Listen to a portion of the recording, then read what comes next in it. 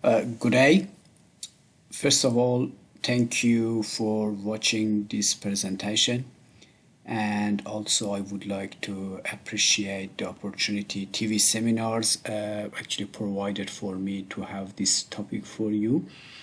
We're going to talk about deformability modulus of rock mass. We will have a quick review of in-situ testing, and we will talk about a very important behavior we have, and that's the stress dependency of deformability modulus.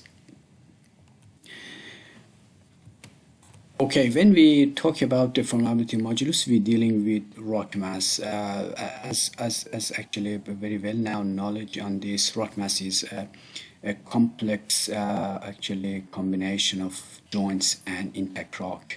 Then definitely when we're talking about behavior of rock mass, we have to consider this fact.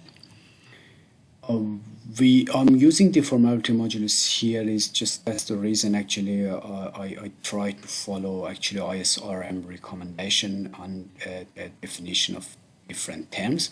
When we talk about modulus of elasticity or elastic modulus or Young modulus, that Young modulus is definitely is going to be something it's related to intact rock. We have similar terms. We call that elastic modulus of rock mass, and that's the things when we do a loading and unloading cycle on rock mass, the deformation or a strain we have from unloading phase, the ratio between the stress to that strain actually represent the elastic modulus of rock mass. But when we consider both inelastic and elastic behavior, that's the case usually for most rock mass. We talking about deformability modulus, and the ratio between stress and that total deformation is going to be the definition of deformability modulus. We have various methods out there to estimate this parameter. These days, we easily just jump on existing actually empirical equation because it's easy to use, and most of these equation they are using actually rock mass classification method we have in industry like RMR, GSIQ, and so on. But none of this actually method they consider the important behavior of the deformability modulus, and that's the stress dependency, and that's the topic I will actually I will get back to that, and I will talk about that in last section of this presentation.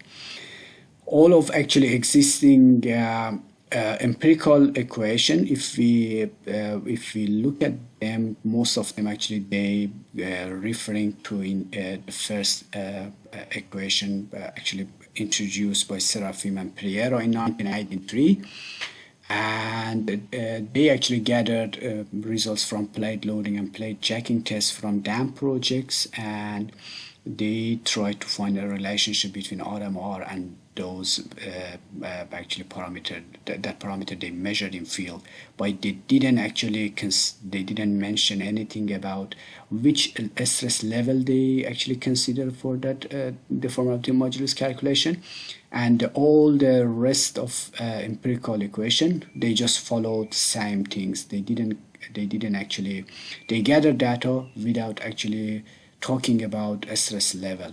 And in 2006, actually Hook and Dedrick actually they introduced the S-shape equation you see in right figure, right graph, and as you see they actually they use disturbance factor we have in GSI classification to explain the scattering in data.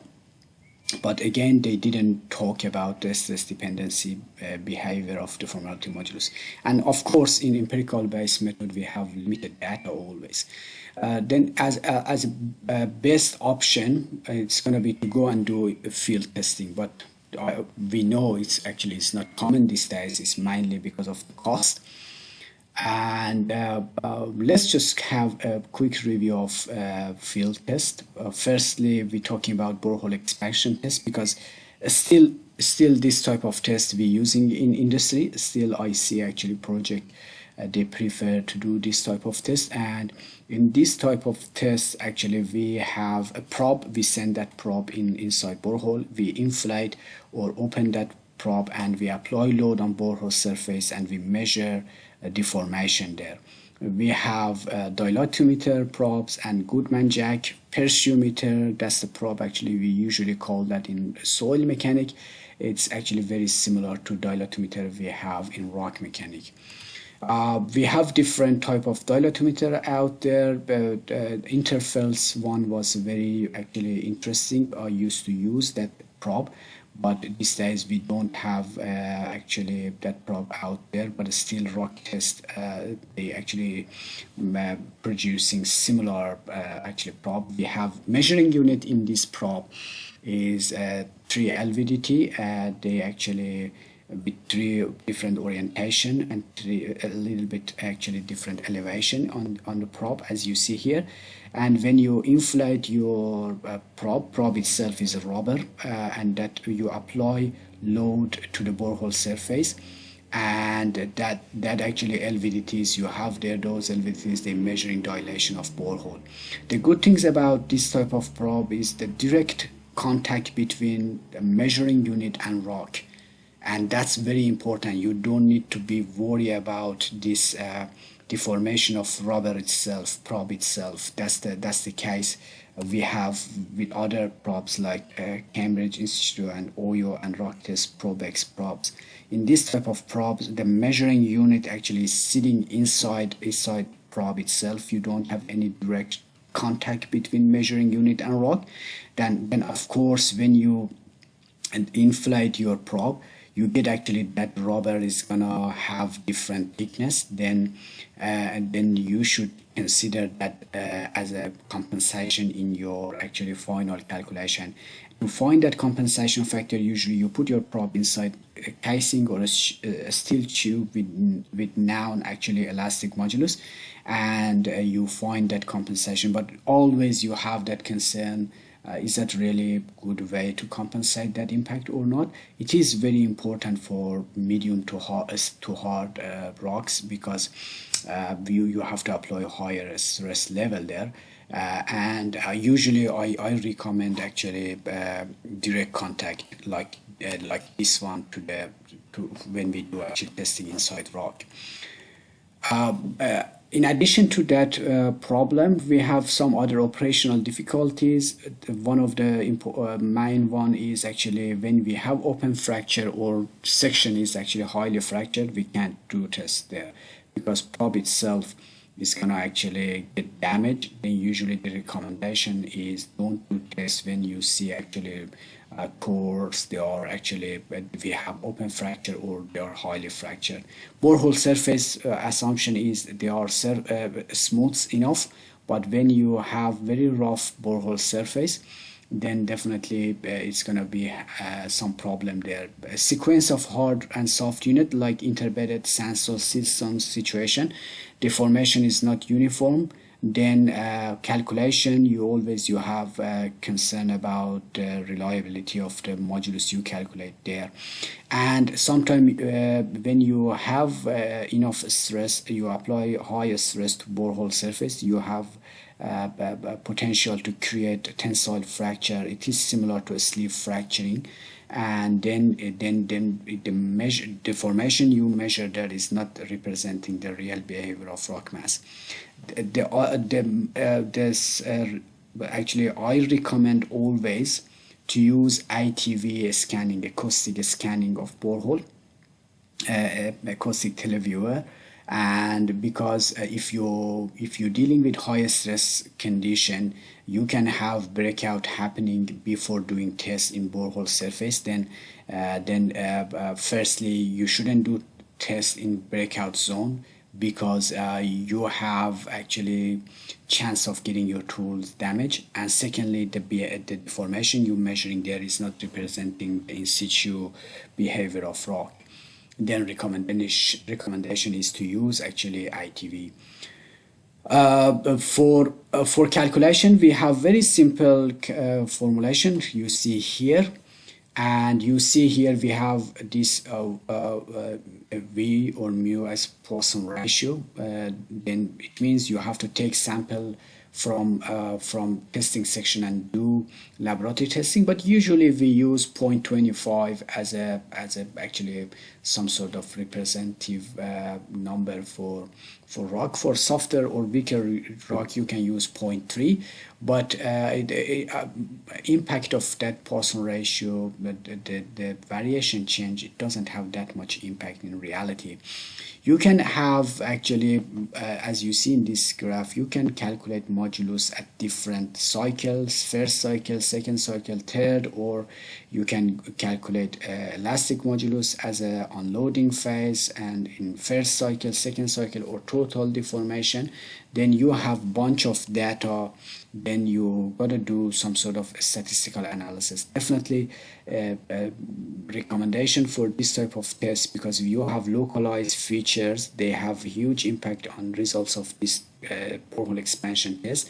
Then you have to do good enough number of tests in a certain rock unit to be able to do a statistical analysis. And then when you do a statistical analysis, you can find, say, average, a standard deviation from the results.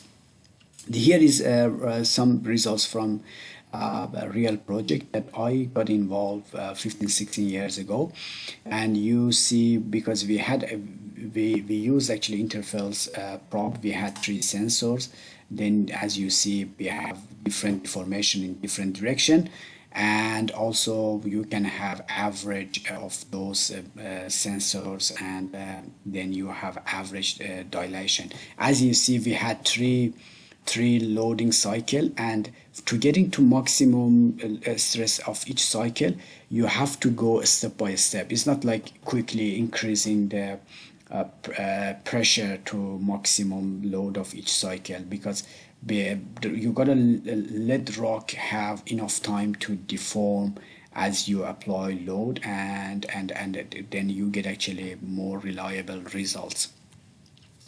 As I mentioned, you can calculate elastic modulus, deformability modulus for various cycle.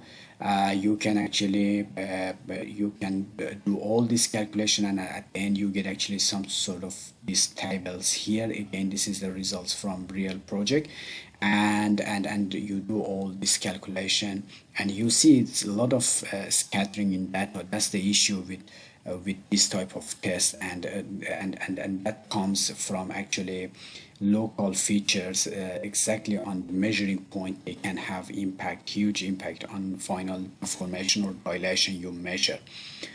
The other common test in industry, it used to be very common in big dam projects, but these days, because of the cost, you can't find too many of this sort of actually site investigation out there now, and we call that plate jacking test. It is similar to plate loading test we do in soil mechanic, but here we have actually borehole drilled in loading surface. At center of loading surface, you measure actually displacement at different depths. You can have different loading system, stiff loading, soft loading. Soft loading is very hard to actually get to maximum good enough stress level, because you're using actually some sort of flat jack to apply load on loading surface. It's very hard to get to a very high stress. Then usually we go with a stiff type of loading, and we use ram jack to apply load. We gotta do site preparation. Site preparation for this type of test is quite actually difficult. It takes sometimes more than a week, 10 days to get one site ready. Assumption is you apply load on semi-infinite elastic solid, but in reality you do this type of test inside the exploration gallery, and those exploration gallery you have a very tight area, and then the recommendation is to at least have one radius distance between actually the loading surface and actually the gallery ribs, then you gotta consider that constraint there. Otherwise, the calculation or formulation we're using is not going to represent the real loading geometry. As I said, we install extensometer inside borehole. Those extensometer, they have different anchors, multi-point anchors, extensometers, multi-anchor extensometers, and we install at different depths to measure deformation. We have two types of anchor. I used to use them. One of them was actually a mechanical type, and other one was groutable type. This actually shows a mechanical type that we used to use for measuring deformation inside borehole, and the other one is a groutable anchor. But they are very interesting type of anchors, and you can actually have actually we had more accuracy using this mechanical type. Excuse me. Similar to borehole expansion, we have several cycle of loading and unloading. Usually it is actually five cycle, and you have to increase load again step by step to get to maximum level. And usually at each maximum level, and especially on the last one, you keep that loading for a while to assess the time dependent behavior. Sometimes you keep that maximum stress there as constant loading for more than 2-3 days, and to assess the time dependent behavior or creep behavior of rock. Here is a few examples. You see here actually we used to have 5 cycle. In fourth cycle was actually the maximum load. We applied something like 20 MPa load on one. Actually, it was actually 20 MPa stress. We applied that stress on a loading surface, circular shape with diameter of 1 meter, and you see here in this curve down here, you see the deformation at anchor at different depths. And as you see, when we go to deeper anchor, definitely displacement is going to drop, and that's the actually load can't reach actually to a deeper zone. And you see a little bit different behavior for example, for left surface compared with the right surface here. Here is the actually deformation, pressure deformation or stress deformation curve for anchor 1, anchor 2, and here is actually loading cycle you see, and you see the actually for maximum cycle here we kept that for a while to assess time dependent behavior. For calculation, we have two different set of equation for flexible plate and stiff plate. Usually we're using this type because we didn't have flexible plate. As I said, it's very hard to do this type of test. But for this equation here, you can calculate modulus for each individual anchor.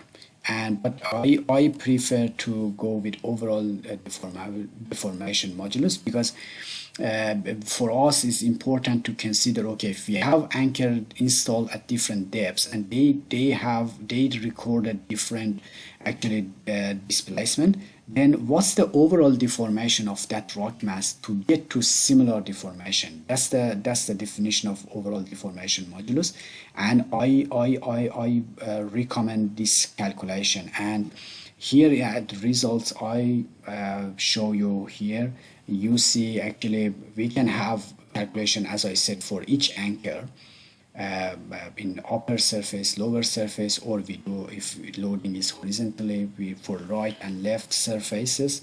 And but at the end I prefer to do this overall deformation actually modulus. That's very important. That gives you actually better representative parameter for deformability modulus from this test.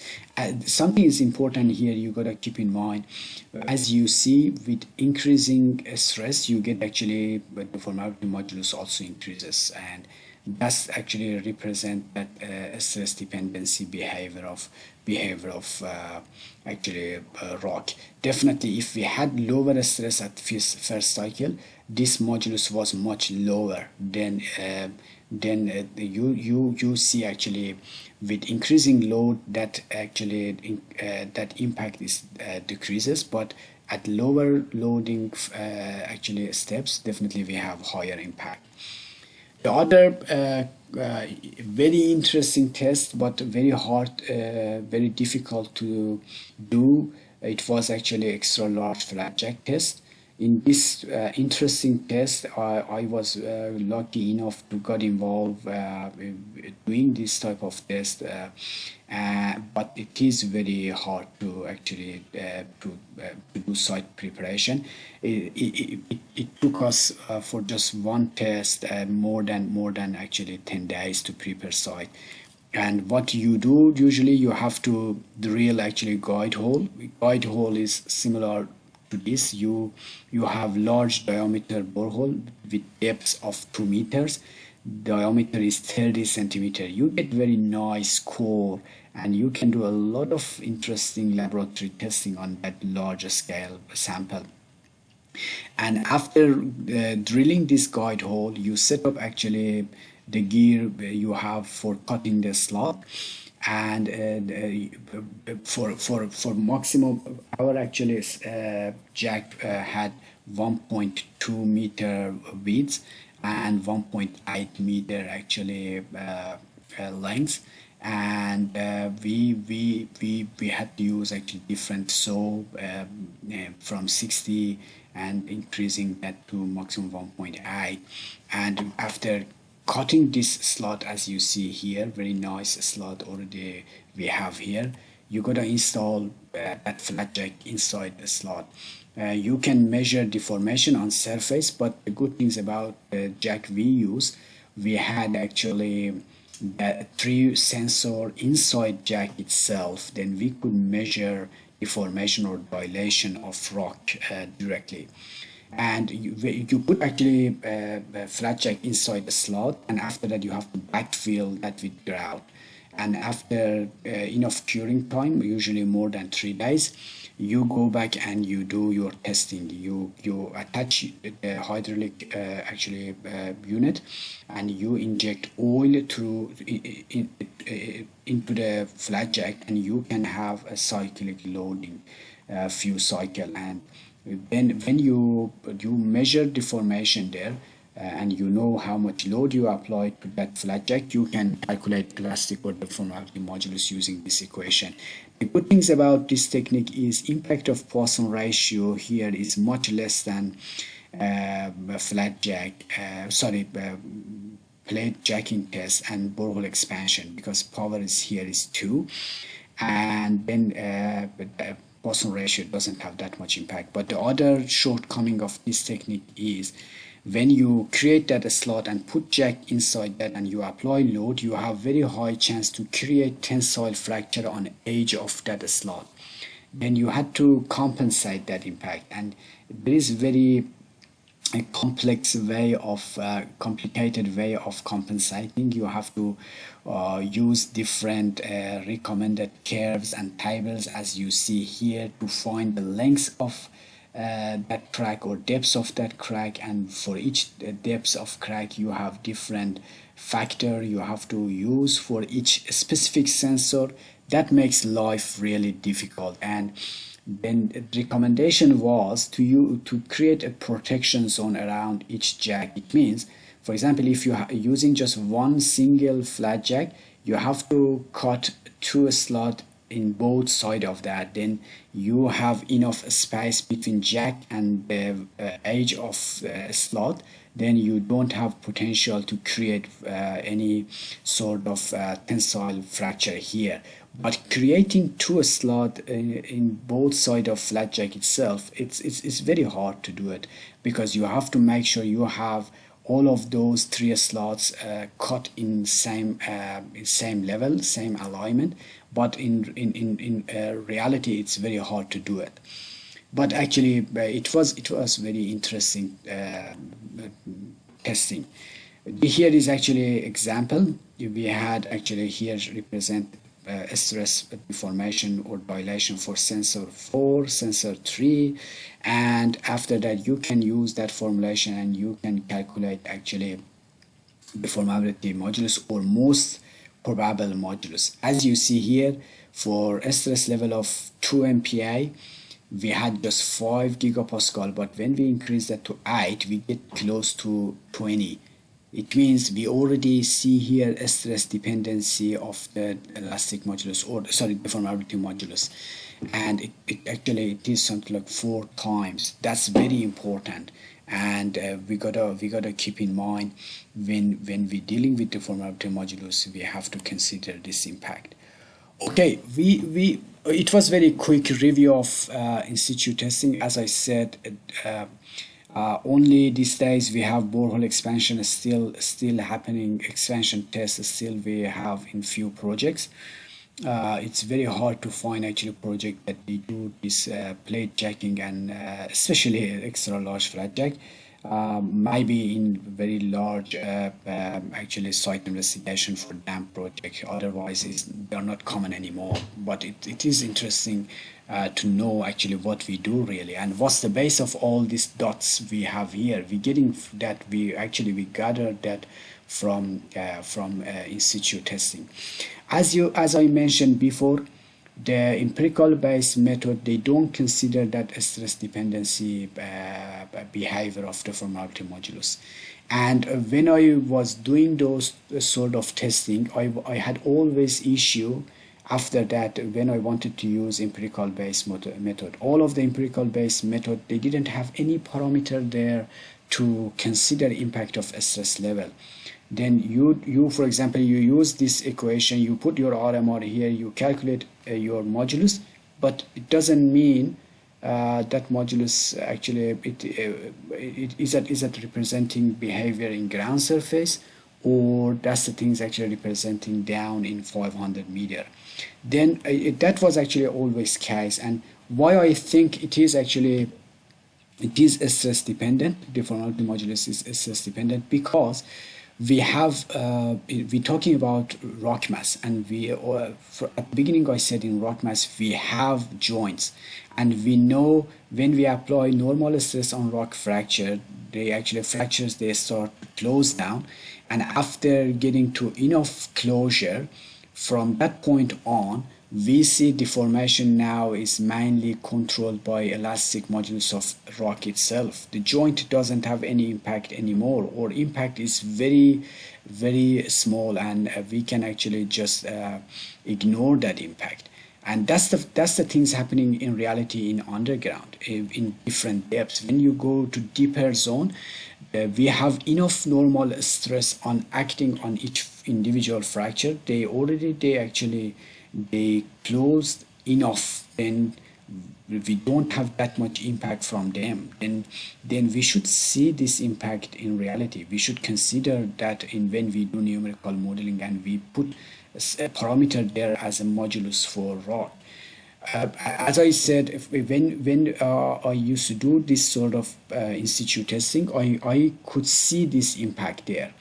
And for example, here you see actually deformability modulus increases with stress level, but I couldn't find anywhere in empirical based method to actually then to make sure I'm calculating something that representing the real behavior when I do numerical modeling. As I said, for example, when you have a tunnel or roadway and you want to simulate actually that tunnel in numerical modeling, doesn't matter which method you're using, finite element, finite difference, the important parameter you have to put there is elastic modulus or deformability modulus of rock mass. Then usually we jump on classification and we use them, and we have a constant number, doesn't matter we have that roadway or tunnel in ground surface, close to ground surface, or 500 meter or 1000 meter below the surface. Then in 2016 I developed actually a semi-analytical method. And what I did, I grabbed actually existing equation that introduced by Lee, this one, and Abadi in 2010 and 2011. And what I did, I just had this equation. I just played with this normal stiffness and shear stiffness, and I knew these two parameters, they are stress dependent. Then what I did, I use actually existing equation again we have from Bandis to calculate normal stiffness, and that's the function of initial normal stiffness as a function of JRC, joint roughness coefficient, and JCS, joint compression strength. And we have all this information out there. We usually measure in core logging, in defect logging. Most of these parameters are actually we measuring. Then what I did, I developed that technique. Then you need to first calculate initial stiffness, and after that you calculate stiffness under different stress level. Then you need to know what's the stress level you're dealing at different depths and orientation of that. I applied that method to a real case. In this case, I had actually photogrammetry from that case. Then I could find what's the joint, how many joints that I have there, what's the deep direction, and what is the JRC, JCS, what's actually a spacing. We can get similar things from defect logging as well, and you can use actually defect logging to find this information. And I knew intact rock, I had the elastic modulus of intact rock is 60 gigapascal. Then I applied that method, and you see here the interesting results for that specific case. The results showed me at ground surface, if I use that equation, that method I developed, at ground surface I have 7.2 gigapascal for deformability modulus. That number, it is actually, sorry, this is not 0.75%, it is 45% of elastic modulus. But when I increase depth to 50 meter, that modulus, now calculated modulus here, it increases to 78%. Again, this is not 0.78%, it is 78% of elastic modulus. And when I go to depths deeper than actually 200 meter, I see deformability modulus of rock mass gets closer to elastic modulus, and it is higher than more than 90%. And that means when I want to simulate a roadway or tunnel for this specific rock mass at depths of more than 200 meter, I can use just elastic modulus of intact rock. Then I don't need to use the number I'm getting from the GSI classification or RMR classification. To cross-check that, I calculated GSI for that case. I had actually 4 joint set, 3 joint set, 1 bending plane, and I knew the joint surface condition was fair and good. Then GSI can be something like between 60 to 70 with average of 65. And if you use actually formulation we have from Hooker-Brown 1997 and Hook and Dedrick 2006, you get 10 gigapascal from 2006 formulation and 15 gigapascal from 1997 formulation, and that's constant. It means it doesn't matter you want to design a foundation for a dam, or you want to simulate a tunnel at the depths of 500 meter, you have to use constant number, and that's not real. That's the things actually I want to have actually as a takeaway message for you, that deformability modulus is stress dependent. Then please don't blindly use actually this empirical based method, because you have to, when you use that, you usually, most of the time, you underestimate actually or overestimate the deformation. And then, as I see sometime in reports and or in papers, they use this sort of formulation, and after that, to match their model results with reality, they had to go with very complex constitutive models. They twisted model to get actually real behavior. But most of the time, if they had actually proper deformability modulus in their model, they didn't need to go with very complex simulation. Okay, we're getting to conclusion. As I said, the main message from this presentation is deformability modulus is stress dependent and it increases with depth. Then we have to keep this in mind when we do rock mass characterization for our actually rock engineering projects. All the well-known empirical formulation, they don't consider this behavior. The results you're getting from them is not representing the real deformability modulus of rock mass. I have actually here, I just briefly presented actually the technique I introduced. You can go and find that paper in 2006 I published, but it's not just only way. Definitely we can work on this more, and then we can find actually more accurate method, more easier method to consider impact of stress or depth on deformability modulus. For a specific case I talked here, I realized that when depth is going more than 200 meter, I could just use elastic modulus of intact rock in my model. And that's the things that usually I do in all numerical modeling I do.